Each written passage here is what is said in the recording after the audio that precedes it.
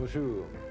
Il y aurait en France 6 millions de personnes qui, non pas, comme on dit parfois, ont de la tension, parce que tout le monde a de la tension, c'est fort utile la tension, mais qui souffrent d'hypertension. Et ça, c'est très différent, Martine. On ne peut pas vivre sans tension. Nos vaisseaux en ont besoin. Avoir de la tension, c'est normal, c'est nécessaire pour vivre. Ce qui est mauvais, c'est l'excès de tension. Cela varie, cela peut être dangereux, cela ne peut ne pas l'être. Mais une chose est sûre, aujourd'hui, les traitements sont devenus très efficaces. Et on va le démontrer tout de suite. Tout de suite avec Michel. Michel, combien avez-vous eu comme tension la plus élevée, au maximum? 22,10. 22,10. 10, absolument. Ouais. Et aujourd'hui, vous avez combien? Je suis à 13,8. Ouais. Et la potion magique? C'est un médicament que je prends quotidiennement, le matin de préférence. Et à partir de là, vous avez en permanence cette tension de 13,8. Absolument. Et vous ne souffrez pas, vous imposez un régime quand même? J'essaie de faire un petit peu attention, quoi. Mais c'est assez difficile avec les métiers que nous avons aujourd'hui. C'est effectivement très aléatoire. Et donc, vous maîtrisez cette tension maintenant? Absolument. Au cours de cette émission, vous verrez Julien, qui combine régime et traitement pour surmonter une hypertension aggravée par un diabète. Marie-Josée, dont la tension s'est élevée pendant la grossesse, mais qui accouchera très normalement. Christian et ses 8 frères et sœurs, tous atteints d'une grave hypertension héréditaire. Nous verrons encore ces appareils d'automesure pour prendre sa propre tension. Et puis nous parlerons de ces médicaments qui permettent de combattre efficacement l'hypertension. Notre invité sera le professeur Joël Ménard, spécialiste de l'hypertension à l'hôpital Broussais. Il sera avec nous tout au long de cette émission. Pour soigner son hypertension, il faut déjà la connaître, la reconnaître, la mesurer. Il faut étudier ses variations. C'est ce que permet un appareil que l'on commence à connaître et qui s'appelle le Holter. Un appareil qui permet de mesurer la tension en continu, au moins sur une journée, parfois même sur une semaine. Véronique Houguet a rencontré Jacqueline, équipée d'un tel appareil. Il y a 2 ans, je suis allée consulter mon gynécologue, comme chaque année, systématiquement. Il m'a pris ma tension, comme chaque fois, et il m'a trouvé 19,10 ce jour-là. Je suis rentrée chez moi complètement affolée, en me disant, ça y est, je suis foutue, je suis hyper tendue. Et je suis allée consulter mon médecin généraliste. Il m'a donné un premier traitement qui s'est avéré inefficace. Je suis allée le revoir, il m'en a donné un deuxième, toujours inefficace, un troisième, toujours inefficace. Et puis après, il m'a proposé d'aller consulter à l'hôpital pour me faire poser un Holter. Cet appareil comprend, vous voyez donc un brassard. Ce brassard est relié à un boîtier. Oui. Et dans ce boîtier, que je vais fixer ici, eh bien, il y a une pompe qui permet de gonfler le brassard à intervalles réguliers, tous les quarts d'heure le jour, toutes les demi-heures la nuit. Ce qui est important, c'est que dans ce boîtier, il y a un système qui permet de noter à chaque fois, de stocker à chaque fois vos valeurs de pression artérielle. Et demain, sur l'ordinateur, on pourra les ressortir. Il est logique de poser un Holter chez 3 types de sujets hypertendus ou supposés l'être. Premier type, c'est lorsque l'on suspecte une hypertension artérielle, mais qu'on n'est pas sûr qu'il en existe une. C'est pour éliminer donc l'effet blouse blanche. Car ce qui a bien été démontré, c'est que le seul fait d'être en présence du médecin peut entraîner une élévation de pression artérielle. Deuxième type, c'est lorsqu'on est sûr qu'un sujet est hypertendu et qu'on veut apprécier vraiment la gravité de cette hypertension artérielle, c'est-à-dire l'importance des variations et des élévations de pression artérielle. Et enfin, troisième type, c'est lorsqu'on a un sujet que l'on a mis sous traitement et que l'on veut s'assurer que ce traitement est efficace et qu'il est efficace tout au long des 24 heures. Voilà, je dois revenir demain matin et puis je vais aller au marché en passant et puis faire ce que je fais tous les jours.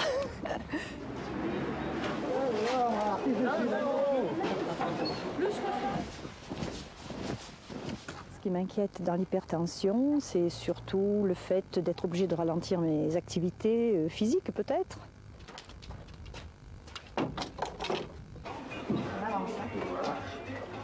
J'ai choisi de tenue à 150.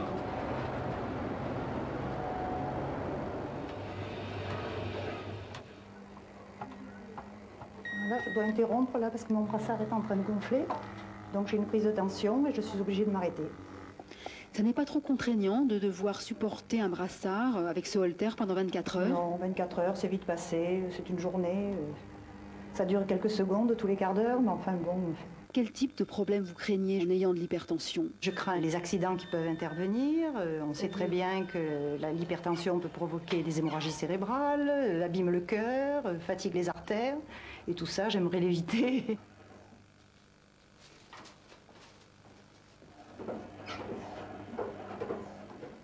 Vous le posez au-dessous du plat.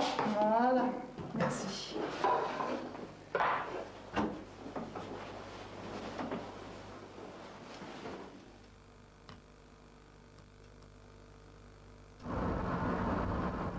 Alors tout de suite, je vous explique, chaque petite barre correspond à une mesure de votre pression artérielle.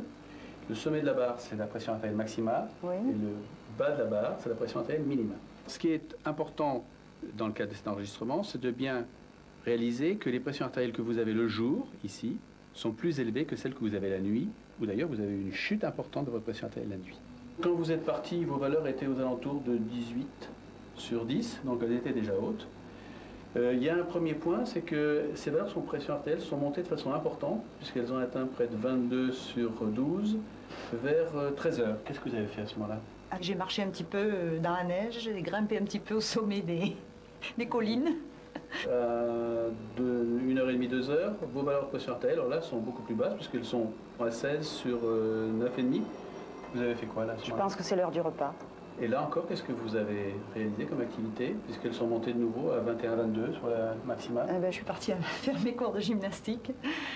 Ce qui me paraît logique, c'est de vous donner un médicament qui vous permette de vous protéger contre les effets du stress ou des efforts physiques. C'est la famille des bêta-bloquants. C'est une bonne nouvelle.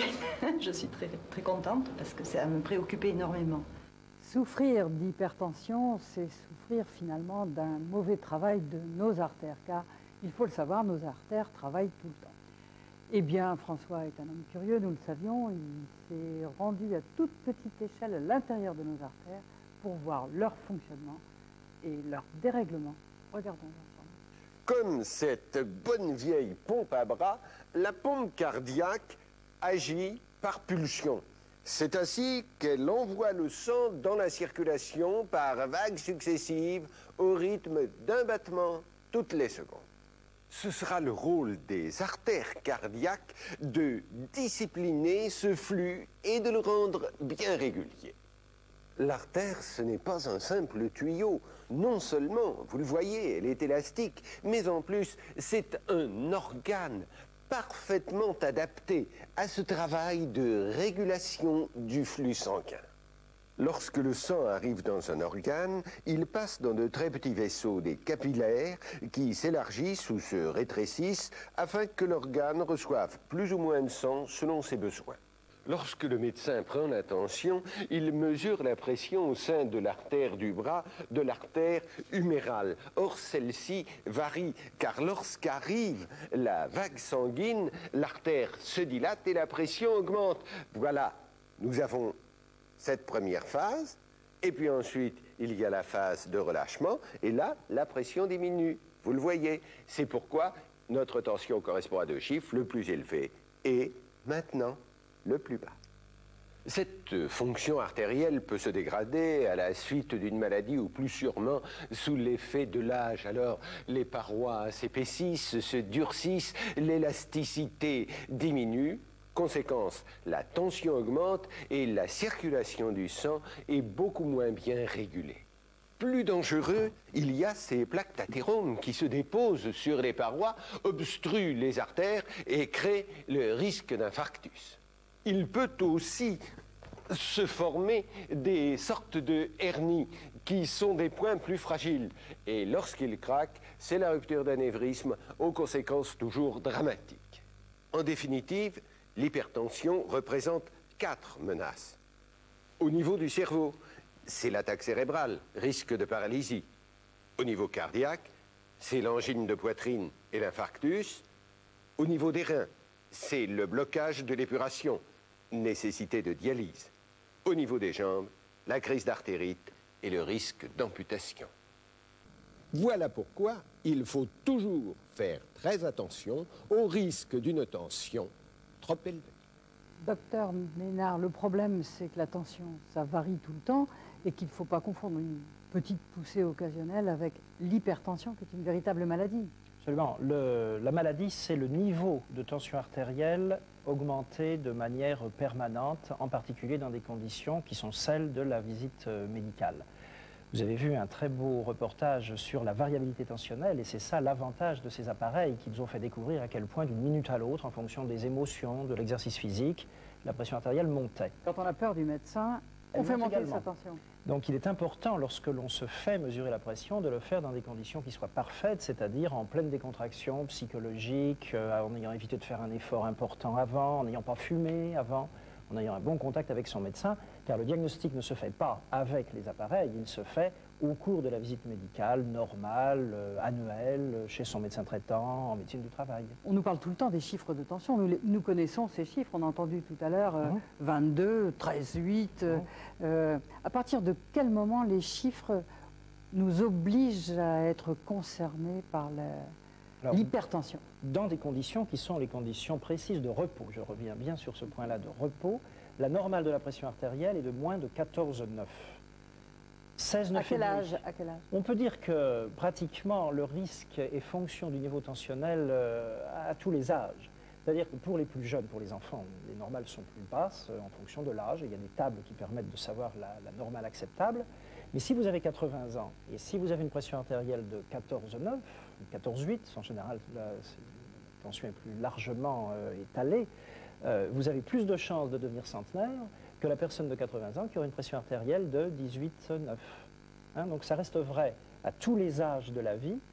Plus on a une pression artérielle élevée, plus on a le risque d'avoir un accident. Risque, ça ne veut pas dire qu'on va le faire à tous les coups, hein, mais on a plus de risques. Il faut être vigilant. Maintenant, comment on s'aperçoit de l'hypertension? Parce qu'on souffre, rien. Qu'est-ce qui se passe? Il n'y a, dans la majorité des cas, aucun symptôme.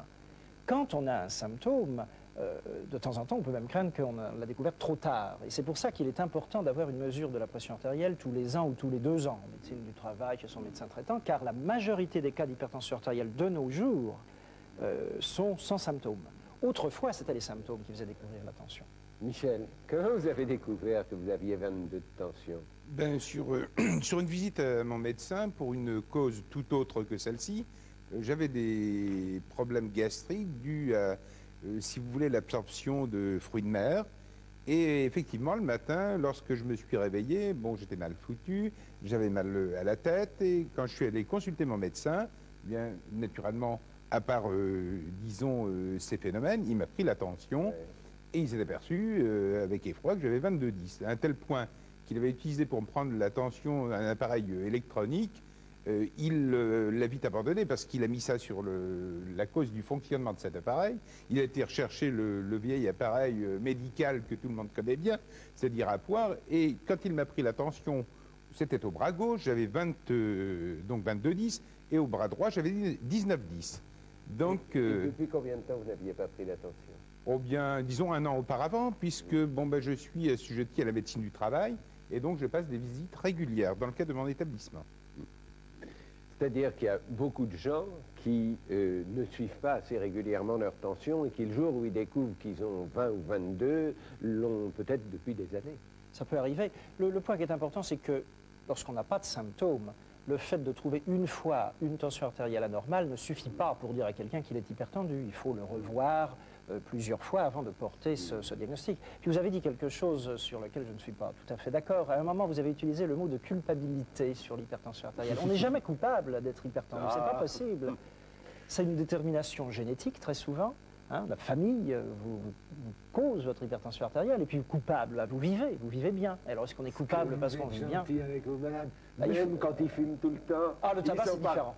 Le tabac, c'est on en reparlera. On en reparlera.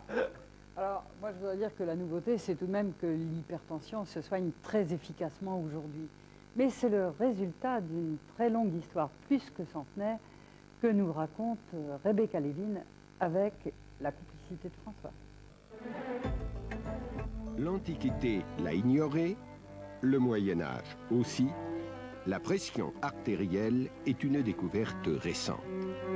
D'ailleurs, c'est au XVIIe siècle seulement que l'on met en évidence la circulation sanguine.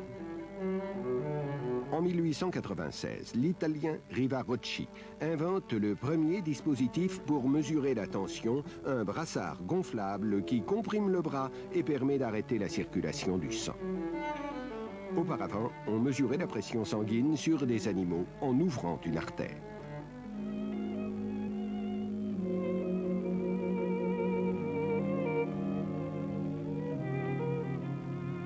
Au début du siècle, les appareils de mesure se multiplient, mais les traitements efficaces font cruellement défaut. Les patients les plus riches vont faire des cures thermales. Le régime sans sel fait une timide apparition. Les compagnies d'assurance sont les premières à s'inquiéter. Elles exigent que la tension soit inscrite sur leur fiche médicale. L'étude de leurs statistiques prouve que l'hypertension réduit l'espérance de vie. On apprend alors à la déceler chez des sujets bien portants. Dans les hôpitaux, on ne voyait que les cas les plus graves. La médecine n'était pas encore consciente du risque vasculaire. La maladie ne sera vraiment connue qu'avec l'enquête de Framingham. À partir de 1947, la population de cette ville américaine de 28 000 habitants est systématiquement suivie pour déterminer les causes des accidents cardiovasculaires. Dans les 20 années suivantes, les facteurs de risque peuvent ainsi être mis en évidence. L'industrie pharmaceutique propose déjà de nombreux médicaments, mais qui sont le plus souvent inefficaces, voire dangereux. Les traitements vraiment efficaces n'arrivent que dans les années 60 avec les diurétiques et les bêta-bloquants. Ils permettent d'éviter des congestions cérébrales, de sauver des vies humaines. On sait depuis longtemps que la façon de vivre joue un grand rôle. Dans les années 20 déjà, les médecins mettaient en accusation le stress lié à la vie moderne. Le traitement de l'hypertension ne cesse de faire des progrès. Avec ces appareils d'automesure devenus courants dans les années 80, avec surtout des médicaments toujours plus adaptés, plus efficaces. En dépit de ces succès, la lutte contre cette maladie continue. Dans la plupart des cas, nous ignorons toujours les véritables causes de l'hypertension.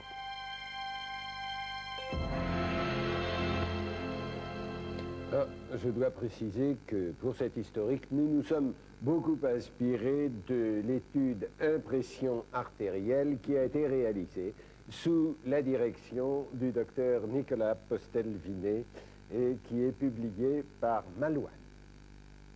Donc, Monsieur Ménard, après 100 ans de tâtonnement, on a aujourd'hui des médicaments extrêmement nouveaux, efficaces, sophistiqués et qui marchent. Mais est-ce qu'on en a toujours besoin d'emblée? Est-ce qu'un petit changement de mode de vie, un petit régime? Oui, cela peut aider, ça dépend. Le problème de l'hypertension artérielle, c'est que c'est très individuel. Il n'y a pas l'hypertension artérielle en général. Chacun a un certain niveau de tension artérielle qui survient à un certain âge, avec une certaine morphologie, avec certaines habitudes.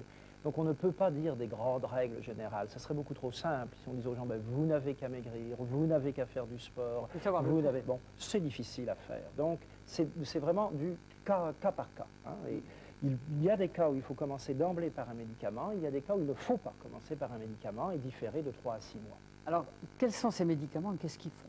Grosso modo, il y a 5 classes de médicaments qui ont été trouvés entre 1958 et maintenant, et qui agissent à différents endroits de l'organisme. Les uns font perdre du sel, les diurétiques, les autres agissent sur le cœur, les bêta-bloquants.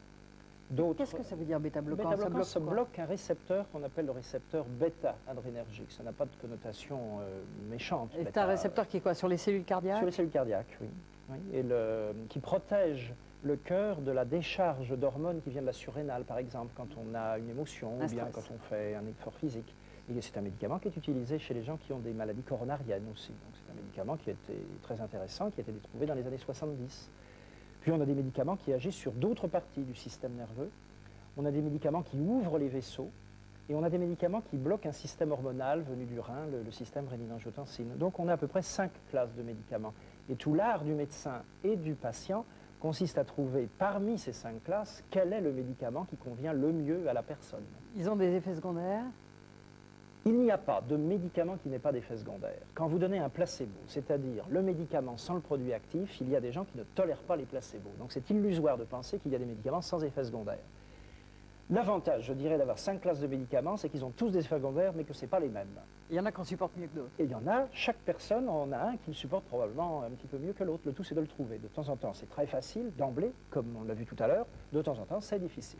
Mais est-ce que vous pouvez dire qu'aujourd'hui, face à un hypertendu, avec cet arsenal pharmaceutique, vous êtes sûr de pouvoir faire baisser sa tension? Non. Il y a encore des Je suis gens qui désolé, résistent. je suis désolé, vous êtes un optimiste, j'aurais vous dire oui, non. Il y a 10 à 15% des gens dont la pression artérielle, même avec 2 ou 3 médicaments, ne baisse pas. La première raison, c'est qu'il y a des gens qui ne prennent pas leurs médicaments. Et de temps en temps, ils ne le disent pas. Ça compte pas, ça. Ça ne compte pas, mais ça Oui, existe. c'est sûr. Les gens ne le disent pas de temps en temps. Donc, premièrement, il faut les prendre. De temps en temps, certaines personnes qui probablement ont peur d'être traitées ont des effets secondaires avec tous les médicaments. Ça existe aussi. Et puis, de temps en temps, il y a des formes particulières d'hypertension artérielle que l'on dépiste justement par la résistance au traitement. Chaque fois que la pression artérielle n'est pas contrôlée par deux médicaments donnés en même temps, sans effet secondaire, avec quelqu'un de très sérieux, c'est qu'il y a autre chose derrière l'élévation tensionnelle. Mais si je comprends bien, d'après ce que disait Michel, vous le prenez tous les jours, votre médicament. les matins. Michel, il va devoir prendre ce médicament, vraisemblablement. Hein, on ne donne pas de consultation toute sa vie. Oui, oui. Dans les études qui ont été faites où les médicaments ont été arrêtés, sur un suivi de 1 an, 80% des gens remontent leur pression artérielle quand ils ne prennent pas de traitement. C'est-à-dire que vous ne guérissez pas l'hypertension, vous permettez de vivre avec et de la Oui, gérer. on entraîne une régulation différente de l'organisme, ce qui est le cas dans beaucoup de conditions chroniques, comme par exemple le cholestérol ou d'autres maladies. Une hypertension bien particulière, c'est celle de la grossesse.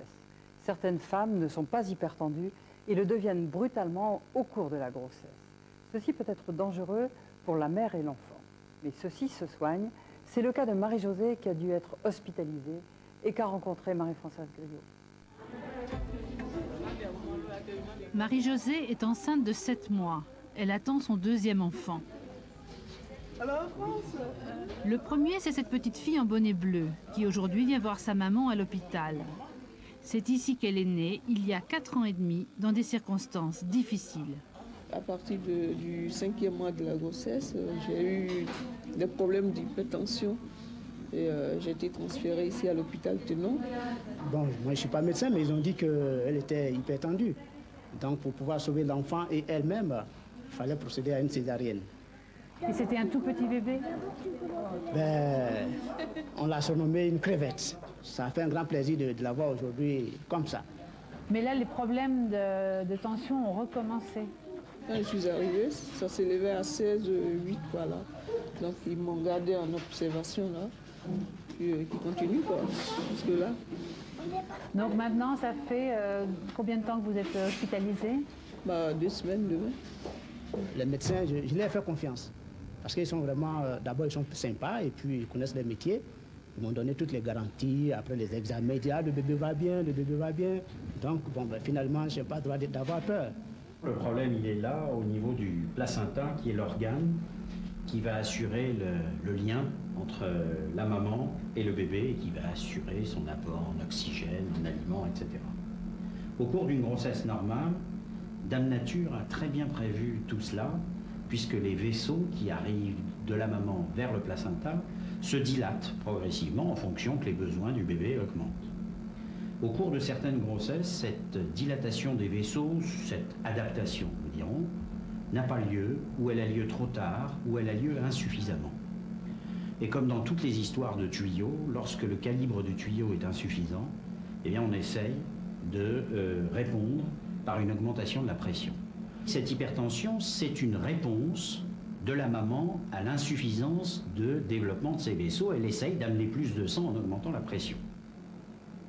Toute la difficulté va donc être de maintenir cette hypertension pour que le bébé soit suffisamment alimenté et continue à se développer, tout en la contrôlant pour qu'elle ne devienne pas dangereuse pour la mère.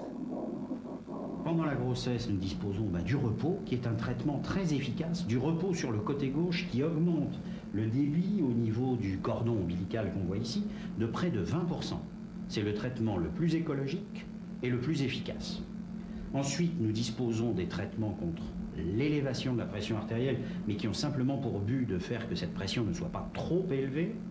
Et puis enfin, mais c'est surtout pour les grossesses suivantes, nous disposons de l'aspirine.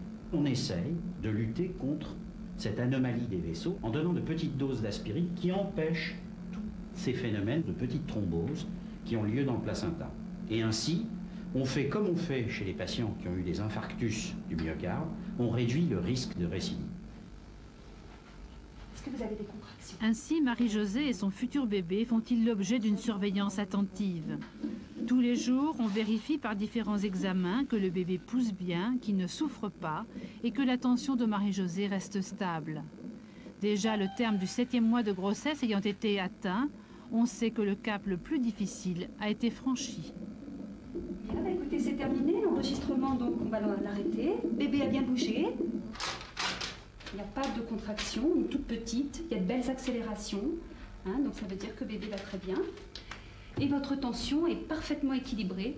Il faut continuer pour aller le plus loin possible dans votre grossesse, pour que ce soit un bébé qui soit le plus près du terme possible. Voilà. Alors, depuis ce reportage, bébé va encore beaucoup mieux puisque la petite Carmen est née et que la maman et le bébé se portent très bien. Et Isabelle, c'est votre cas aussi. Tout à fait. Je vous ai vu suivre ce reportage avec beaucoup d'intérêt. Vous avez tout reconnu. Les lieux, le médecin, la sage-femme.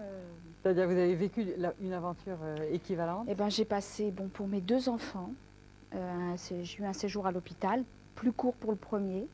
On a découvert plus tard. Parce qu'on a découvert une hypertension au début du 7e mois de grossesse, donc j'ai été hospitalisée immédiatement. La croissance du bébé s'était ralentie. Il était petit parce qu'il y avait une insuffisance. Voilà, je l'alimentais très mal finalement. Ce qu'a expliqué le professeur Usan, c'est que les artères ne faisaient pas leur travail, elles n'avaient pas multiplié de volume pour alimenter le placenta. Donc j'avais un bébé petit, assez petit, disons. Alors on l'a laissé grandir le plus longtemps possible pour qu'il soit fini. Tout à fait. On est allé jusqu'au début du 9e, tout au début du 9e mois. Et là, on est allé le chercher. Césarienne. C'était un bébé de 2 kilos. Donc, mais pas prématuré. Et pour le deuxième, on a découvert l'hypertension beaucoup plus tôt dans la grossesse. J'ai été mise au repos dès la fin du 3e mois. C'est long, mais on a envie d'avoir un beau bébé. Oui. Et puis l'hypertension dès le début du 5e, avec un bébé encore plus petit que la première fois. Donc une hospitalisation beaucoup plus longue, qui a duré presque 3 mois. Oui. Alors de nouveau une césarienne? De nouveau c'est une césarienne, mais cette fois avec un bébé prématuré. Quand même. C'est-à-dire à 7 mois de grossesse? 7 mois et demi, et un bébé d'1,4 kg. C'était juste, hein? C'était limite, très limite. Hein. Alors, il a été un tout petit peu en couveuse? 1 mois. Oui, un mois chez les prémas. Il va très très bien. Il est un petit gabarit, mais il va très très bien. Et puis, donc les 3 mois, c'est 3 mois de repos, de rester couché, ne pas bouger, vraiment rien faire. Hein. Donc ça ne peut se passer qu'à l'hôpital, ça. À la maison, c'est pas possible. Il n'y aura pas de 3e enfant? Je pense pas. Je crois pas que ce soit envisageable. J'aurais trop peur que ce soit encore pire que les fois précédentes. Docteur, quel est le pourcentage des femmes enceintes qui ont ces poussées très spécifiques d'hypertension? C'est difficile de répondre sur toute la France parce que l'un de nos problèmes actuels, mais c'est dans le système de santé français en général, c'est qu'il y a des gens qui ne sont pas bien suivis. Ils ne sont pas bien suivis parce qu'ils sont marginalisés, parce qu'ils ont d'autres problèmes, parce qu'ils n'ont pas de travail, etc. Et la grossesse se déroule sans la moindre surveillance et la catastrophe arrive. Donc l'idée de dire... La catastrophe, qu'est-ce que vous brutale. La tension artérielle n'a pas été surveillée, et puis les gens arrivent trop tard, au moment où ils ont fait des édèmes. Ça s'appelle l'éclampsie. Pour l'enfant, alors à coup sûr, et rarement, hein, exceptionnellement maintenant, pour la maman. Qu'est-ce que vous avez dit de l'éclampsie? C'est la vieille terminologie avec la femme qui faisait des crises convulsives et qui pouvait mourir. Donc ça, c'est une maladie qui disparaît ou qui se voit de manière absolument exceptionnelle. Et le problème actuel, c'est d'essayer d'avoir des enfants qui aient un poids le plus élevé possible au moment de l'accouchement. Mais souvent, les drames, on voit encore des drames, et c'est chez des gens qui n'ont pas eu accès dans des conditions correctes au système de soins. Quand on est hypertendu, vous l'avez compris, il faut suivre sa tension, il faut la prendre, et pour cela, on peut le faire seul grâce à des appareils d'automesure, sans aller chez le médecin. Encore faut-il savoir se servir de ces appareils. C'est pourquoi dans votre service, à l'hôpital Broussais, vous organisez des sortes de petites leçons pour apprendre aux hypertendus à mesurer leur tension. Brigitte Fanny Cohen s'est rendue à l'un de ces cours.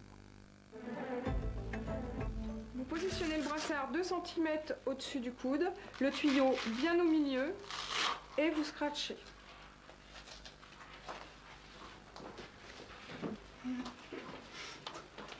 Donc c'est très bien. Le brassard 2 cm au-dessus du coude, bien au milieu, le tuyau vers la main, et vous scratchez.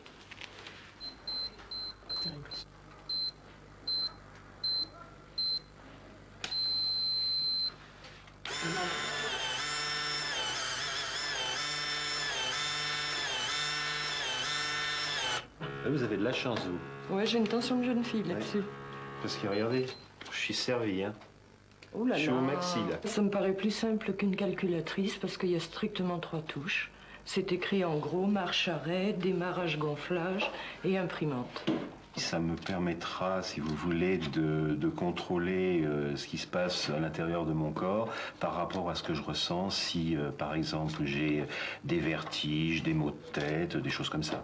Le premier but de l'automesure est de faire un diagnostic précis d'hypertension ou pas. On va vous prêter un appareil d'automesure avec lequel vous pourrez prendre 3 mesures le matin, 3 mesures le soir. Hein, ce sera dans votre environnement familier. Et on aura donc une multiplication des mesures puisque cette session durera 14 jours. Et on obtiendra ainsi des chiffres tensionnels qui sont les plus objectifs possibles. Donc le deuxième but de l'automesure est de savoir si le traitement instauré est efficace ou pas. Je vais prendre ma tension moi-même tous les jours. Ça sera indiqué sur le papier que chez le médecin, naturellement, on n'y va pas tous les jours. Et comme ça, je prendrai conscience quand même de ma maladie. Je vais me prendre en main. Dites-moi, qu'est-ce qu'on apprend? Simplement à faire marcher l'appareil pour faire la mesure. Il faut aussi un peu apprendre à interpréter ce qu'on lit pour ne pas s'affoler. Oui, je pense que l'appareil, c'est un moyen de communication. Là aussi, ce qui compte, c'est le dialogue avec le médecin pour expliquer en particulier la notion de variabilité tensionnelle. Lorsque les patients se prennent 3 fois de suite la pression artérielle, ils voient très bien qu'ils n'ont jamais le même chiffre et à ce moment-là, la discussion commence. Donc c'est plus l'éducation qui compte que l'achat de l'appareil. C'est pour ça que ça ne sert strictement à rien d'écrire sur un catalogue quelconque qu'on vous envoie un appareil quelconque. Ce qui compte, c'est de passer le temps nécessaire avec le médecin pour voir comment on va recueillir les chiffres pendant un intervalle de temps assez bref, 7 jours ou 14 jours, le matin et le soir, pour chercher le niveau de base. Ce que l'on recherche, c'est le niveau de base, en l'absence de l'émotivité induite par la présence du personnel médical. Alors, il y a l'inverse aussi. Il y a hypertension et puis il y a aussi l'hypotension. Est-ce que ça ne peut pas aussi être une maladie ? Alors l'hypotension peut être une maladie puisqu'il y a des formes de maladies inflammatoires, des anémies, des maladies rares du système nerveux qui se caractérisent par des chutes en position debout au moment où la tension artérielle s'effondre. C'est quoi? Et c'est très rare. Ah oui, on tombe dans les pommes. Mais c'est rare. En fait, les gens qui spontanément ont la chance d'avoir des pressions artérielles à 9,6, 10,6 sont les gens qui ont la plus longue espérance de vie. C'est donc pas une maladie d'avoir une tension artérielle spontanément basse. Ça n'inquiète pas les médecins. Non, ce qui inquiète les médecins, c'est les symptômes. Quand il y a des symptômes et une tension basse, là, il faut un examen médical. Le diabète est souvent associé à l'hypertension. Et dans ce cas-là, il faut évidemment des médicaments et une discipline de vie. Eh bien, Julien et Guillaume se l'imposent et s'en accommodent. Richard Zarzavadjian les a rencontrés. Julien a 65 ans. Il est hypertendu lourd depuis plus de 25 ans. À cette époque, il pesait 105 kg et sa tension avoisinait les 18-20. Il a réussi aujourd'hui à la stabiliser avec un traitement et un régime alimentaire draconien. La base de ma médication, ce n'est pas le médicament qui est là pour maintenir ma tension de façon constante, c'est surtout de ne pas prendre de poids, de ne pas prendre une alimentation riche. Je suis obligé de prendre une alimentation saine. En un mot, salade, viande grillée, yaourt. Chaque fois que je fais un écart de repas ou de médicaments, j'ai une tension qui se manifeste par des maux de tête et c'est, à mon avis, dangereux. Comme c'est souvent le cas, à cette hypertension s'est ajouté un diabète que Julien a négligé. Les conséquences auraient pu être dramatiques. Mon père est mort du diabète, il est mort aveugle. Et j'avais, d'ailleurs, je voulais vous montrer que j'avais une grand-mère qui, elle aussi, avait eu des problèmes de diabète et on l'a amputée. On l'a amputée et j'ai eu très très peur parce que c'est déclaré sur ces entrefaites ce qu'on appelle un ulcère variqueux avec une très grande plaie et je me suis vu déjà amputé. Maintenant, ça va beaucoup mieux, hein. C'est guéri pratiquement. Avant d'atteindre le stade de hypertension ou diabète, les gens, à mon avis, qui ont des prédispositions, doivent surveiller la morphologie. Il ne faut pas grossir en un mot, parce qu'il y a des conséquences qui sont incalculables. Guillaume, 30 ans, lui aussi hypertendu et diabétique, fait tout pour éviter une situation extrême. Sa méthode, la prévention et l'hygiène de vie. Son diabète l'oblige par exemple à s'injecter chaque jour de l'insuline pour baisser son taux de sucre dans le sang. Être hypertendu et diabétique, non, c'est pas trop compliqué. Moi, j'ai choisi dès le départ de prévenir les risques que je pourrais ensuite avoir, les inconvénients pour l'avenir. Dans la relation que j'ai avec les gens qui m'entourent, notamment, je leur dis très clairement et presque avec amusement que je suis diabétique et puis s'il le faut que je suis également hypertendu. Mais ça sera à la rigueur pour en rigoler, mais certainement pas pour en pleurer. C'est bon? C'est encore un peu fort. Hein. 14,5 9. 14,5 9. Ah oui, c'est un peu plus fort que la dernière fois, ça. Combien il y avait la dernière fois déjà? 14,9, je crois. Comment prend-on en charge finalement les patients hypertendus et diabétiques? Simplement d'abord, c'est une prise en charge globale, diététique, des règles d'hygiène de vie simples, c'est-à-dire ne pas fumer, ne pas boire d'alcool, ne pas abuser. Et simplement aussi traiter sa glycémie, c'est-à-dire en l'occurrence Guillaume fait des piqûres d'insuline 2 fois par jour. Objectif 13,8 de tension maximum, alors qu'aujourd'hui nous ne l'avons pas. Est-ce que c'est difficile d'être hypertendu et diabétique au quotidien pour vous? Non, c'est pas difficile. Ça se vit de façon assez simple. Il faut être vigilant, disons. Hein, il faut bien suivre tout ça. Mais on peut faire la fête, on peut s'amuser avec des amis, on peut faire du sport, on peut même fumer un peu quand même, etc. Sans encourir de risques importants. Et donc, on peut avoir une vie tout à fait normale. Ce ne sont pas les mêmes médicaments qu'on utilise pour faire baisser la tension et pour faire baisser le taux de sucre dans le sang. Pas du tout. Pas du tout. Ça demande une équilibration, d'un côté basée sur la mesure de la glycémie, avec certains types de médicaments, et de l'autre côté basée sur les médicaments qui font baisser la pression artérielle. Les deux maladies sont traitées simultanément, mais pas avec les mêmes médicaments. Bon, alors, il faut quand même un peu parler du régime. Là, le sel, c'est vraiment l'ennemi à bannir. Ah, le sel, ça fait, on en parle depuis le début du siècle. Oui. Moi, si vous me disiez en premier qu'est-ce que je bannis, je mettrais l'alcool. Avant le sel. Disons, il y a 4 conditions qui sont les pires à associer. Le diabète, l'hypercholestérolémie, l'utilisation du tabac et l'hypertension artérielle. Pourquoi? Parce que le risque devient plus grand. Si je prends un exemple, vous roulez en voiture. Vous avez une voiture qui est vieille, qui a de mauvais freins. Vous roulez sur une route mouillée et finalement il fait nuit, eh bien vous avez un grand risque. Si vous avez une voiture bien entretenue le jour, vous roulez lentement, vous avez peu de risques. Eh bien en médecine c'est la même chose. Les risques se potentialisent les uns les autres. Et le tabac rajoute tous ces méfaits qu'il fait chez tout le monde, mais d'une manière beaucoup plus marquée chez les gens qui ont soit un diabète, soit une hypercholestérolémie, soit une hypertension artérielle. Un mot de la pilule. La pilule ne cause pas l'hypertension artérielle, mais il existe chez certaines femmes, même avec les pilules faiblement dosées et bonnes que l'on a actuellement, il peut y avoir de temps en temps la survenue d'une élévation tensionnelle. Donc la règle est d'avoir très consciencieusement une mesure tensionnelle au moment du renouvellement des ordonnances. Alors pour vous tous qui vous posez des questions, qui voulez des informations concernant l'hypertension, je veux vous signaler ici des sortes de fiches qui ont été établies par la Fédération française de cardiologie, les 4 bourreaux du cœur, hypertension, comment l'éviter, comment vivre avec, je pense que vous connaissez ces fiches, docteur, hypertension, mieux connaître l'hypertension, et puis ça, le carnet de santé de l'hypertendu, si vous êtes concerné, c'est très important, il y a en plus toutes les indications pour suivre votre hypertension. Alors vous pouvez vous procurer ces documents à la Fédération française de cardiologie, 50 rue du Rocher, 75 008, Paris. Alors, on a parlé beaucoup des facteurs de l'environnement, des bourreaux du cœur et des vaisseaux extérieurs, mais il y a aussi des prédispositions héréditaires à l'hypertension. Alors, c'est votre cas, on dit on a de la tension dans la famille. On suppose que c'est héréditaire, mais il n'y a eu aucune preuve matérielle qui fasse dire que. Ouais. Simplement, il y a un certain nombre de gens qui ont des problèmes de tension. Vos parents, peut-être. Mon père a eu de la tension, il a fait 3 hémiplégies.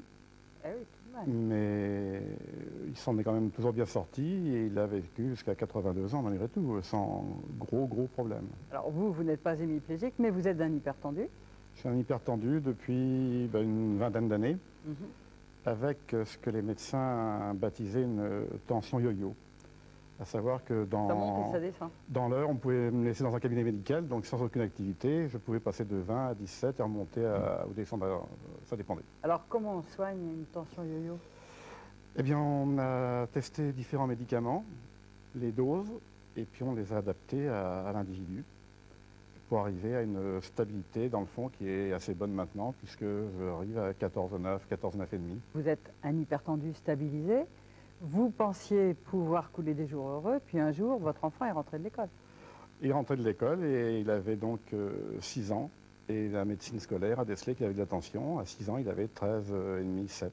Alors, on va quand même tout de suite rendre un hommage à la médecine scolaire qui a su dépister cela. En l'occurrence. Et une inquiétude pour vous. Vous vous êtes dit, ça y est, j'ai donné ça à mon fils. C'est une inquiétude. On lui a fait tous les examens qu'on peut faire à un enfant de cet âge-là. Radio de cœur, des reins, test à l'effort. On n'a strictement rien trouvé. Et donc, les médecins ont estimé que, vu son jeune âge, on n'avait pas à le traiter. Et on le surveille donc régulièrement. Et encore récemment, il avait 11,5, 7 ou 12,7, ça varie. Alors, en fait, on le surveille et le jour où ça s'élèvera, eh ben, on sera prêt à le traiter. Oui, encore que l'on m'a dit qu'il se pourrait qu'avec la puberté, ça puisse disparaître comme ça. Vous avez d'autres enfants? J'en ai un aîné qui a eu une période de tension sur 2 ans à peu près, et c'est disparu comme c'est venu, sans savoir ni pourquoi ni comment. Alors, on va quand même dire que dans cette famille, on est un peu vigilant à l'égard de la tension. On fait attention. On n'en fait pas une obsession, mais on fait attention. Beaucoup. Docteur, il faut essayer de savoir si ses parents, si ses frères, ses oncles n'ont pas souffert d'hypertension. C'est important. Oui, il y a 2 choses. Il y a un côté pratique et puis il y a un côté théorique. En pratique, c'est très important de savoir quel a été le devenir de sa famille, parce qu'on peut, lorsqu'on a des antécédents, comme on l'a raconté tout de suite avec les hémiplégies dans la famille, on a un encouragement pour se traiter, car on sait que lorsque l'on se traite, on ne fera pas le même type d'accident. Donc ça, c'est le côté pratique. Puis le côté théorique, c'est actuellement une recherche qui évolue énormément, comme dans le diabète d'ailleurs. Et lorsque les gens sont jeunes, avec une pression artérielle élevée en permanence, je dirais à plus de 10 pour le chiffre du bas, pour la diastolique, lorsqu'ils ont moins de 40 ans, et que la famille a eu des accidents, il y a actuellement une recherche très importante pour comprendre pourquoi ceci se produit dans certaines familles, car ça ne signifie rien de dire c'est familial. Ce qu'il faut savoir, c'est quelle est la base génétique de l'hypertension artérielle, et on va certainement trouver des causes dans les années qui viennent. Mais c'est de la recherche. Ouais. Mais ça, c'est une prédisposition. Ça augmente vos risques. Oui. Et puis, alors, il y a toute autre chose, c'est la maladie héréditaire de l'hypertension qui est là directement transmise des parents aux enfants. Alors, on va... Rare, mais qui existe. Et qui est grave. Et qui est on va tout de suite le voir sur l'exemple de Christian, hypertendu, évidemment, comme ses frères et sœurs qu'a rencontré Brigitte Fanny-Cohen. Oui. Bonjour madame. J'arrive. À tout de suite. Quand j'ai passé la visite médicale pour le permis de taxi, au lieu de donner le permis pour 5 ans, ils me l'ont donné que pour 1 an. Et au bout d'1 an, si jamais ma tension n'avait pas baissé, eh ben, ils me enlevaient carrément le permis. Alors j'ai dit, là, bon, ben, il faut faire quelque chose, il n'y a rien à faire, il faut que je trouve une solution parce que j'ai toujours conduit moi dans ma vie. Si jamais demain j'ai plus de permis de conduire, et là je me retrouverai donc au chômage. Alors donc il faut que je fasse quelque chose pour me soigner, quoi. J'ai pris un rendez-vous donc à l'hôpital et c'est là que j'ai fait les examens pour pouvoir me traiter. On m'a demandé si dans ma famille il y avait des frères et des sœurs qui avaient donc cette hypertension. Alors j'ai dit oui. Ils ont demandé s'ils pouvaient venir à l'hôpital pour pouvoir faire des examens et des prises de sang. Et oui, alors bon, j'aurais demandé et ils sont venus. Et c'est là qu'ils ont fait des recherches et ils se sont aperçus qu'il y avait un gène dans la famille et qui provoquait l'hypertension. C'est ici, à l'hôpital Broussais, que Christian, ses frères et ses sœurs ont été suivis. Comme eux, 300 autres familles ont donné un peu de leur sang pour faire avancer la recherche. En 1992, le premier gène impliqué dans l'hypertension a été découvert. Depuis, 3 autres gènes, responsables de formes plus rares mais plus sévères d'hypertension, ont été mis en évidence. L'intérêt est de pouvoir procéder à un diagnostic très précoce. On peut le faire en fait dès l'enfance ou l'adolescence. Et ceci, ça permet de traiter très tôt des sujets qui risquent d'avoir une hypertension de fait précoce et d'autre part une hypertension artérielle grave avec des chiffres élevés et des complications. Complications cardiaques, complications vasculaires cérébrales. Et donc de faire un diagnostic génétique dans une famille permet d'identifier tous les individus atteints de l'infection qui devront être pris en charge très précocement par le médecin.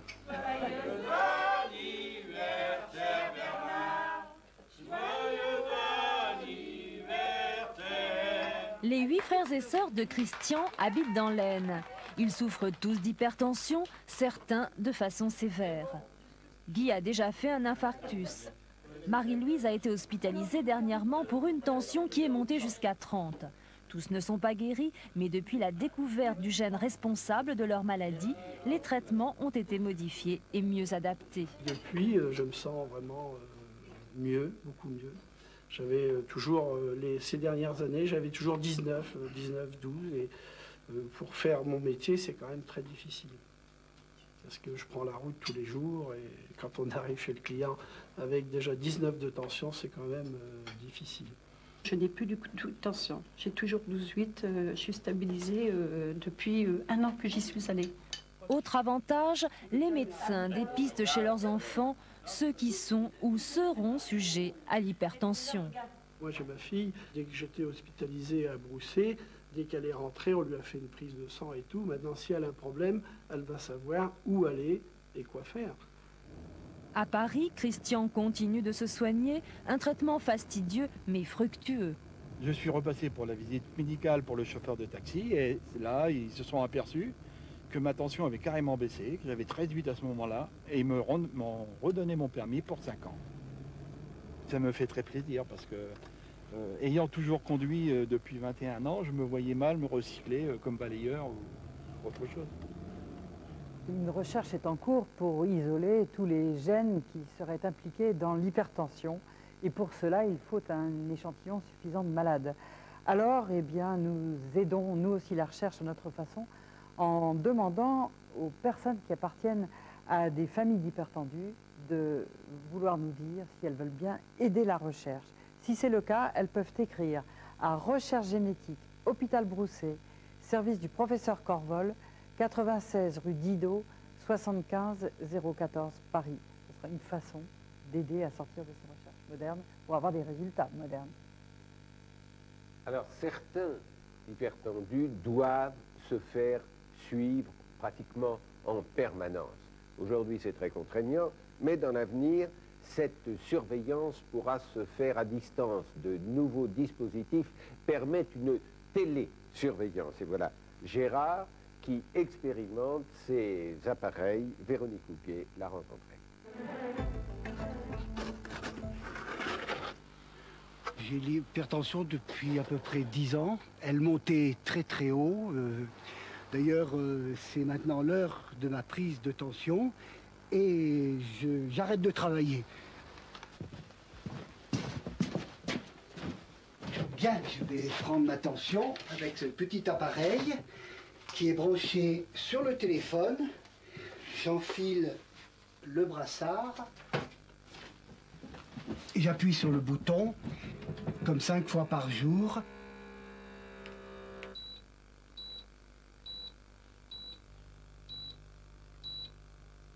J'ai 19, 12 et 67 de pulsations cardiaques. Cette tension est envoyée par fax à l'hôpital de Grenoble. Une fois par jour, il nous fait parvenir ces valeurs de pression artérielle. Ces valeurs de pression artérielle, nous les avons ainsi suivies sur une période de près de 8 jours. En haut, vous avez la maxima, au milieu, la minima, et en bas, les valeurs de la fréquence cardiaque. C'est un appareillage qui est tout à fait nouveau, qui n'est pas encore commercialisé, tout du moins sur une large échelle, et on est juste en train d'en tester les applications. C'est très bien, parce que je n'ai pas à descendre à Grenoble pour prendre ma mesure. Cette mesure, je la prends quand je veux. Ainsi, Gérard est sous surveillance médicale journalière et en rapport permanent avec son médecin traitant, qui peut à tout moment intervenir et, s'il le faut, modifier son traitement. Docteur Ménard, pour conclure, dépistage, médicaments, surveillance, observance. Quand on voit tout ça, on se dit, aujourd'hui, en France, l'hypertension ne devrait plus tuer du tout. Oui, techniquement, on a tous les outils, on a un système de soins qui permettent de dire qu'on ne devrait plus mourir d'hypertension artérielle en corrigeant ceci par l'âge, car le facteur de risque majeur, c'est l'âge. Donc on ne peut pas dire qu'on fera disparaître ce type de mort coronarienne ou par accident cérébral, malheureusement. Mais sur les gens jeunes, les catastrophes ne devraient plus se voir. Et si elles se voient, c'est dans une partie, et tout à l'heure j'ai eu l'occasion de le dire à l'occasion de la grossesse, mais c'est vrai aussi, c'est sur une partie des gens qui, n'étant plus surveillés, ayant perdu leur emploi, ayant des problèmes immédiats de survie, portent le problème de leur tension artérielle aux calendes grecques. Et c'est pour cela que l'on voit encore rarement, mais toujours dans cette frange de gens qui sont paumés, on voit encore des hypertensions artérielles très sévères. Et ça, c'est une catastrophe du système de soins. L'objectif de la médecine n'étant pas de nous rendre immortels, mais de nous faire tous mourir de vieillesse, on s'aperçoit que dans ce cas-là, on pourrait l'atteindre si on utilisait toutes les ressources du progrès médical. C'est tout de même ce que je retiens. Alors, notre émission est terminée. Claude Carré, Christian Gerin, Laure Baudouin, toute l'équipe vous remercie de nous avoir suivis dans cette réalisation de Dominique Giuliani. Passez un bon week-end. Et très bonne semaine.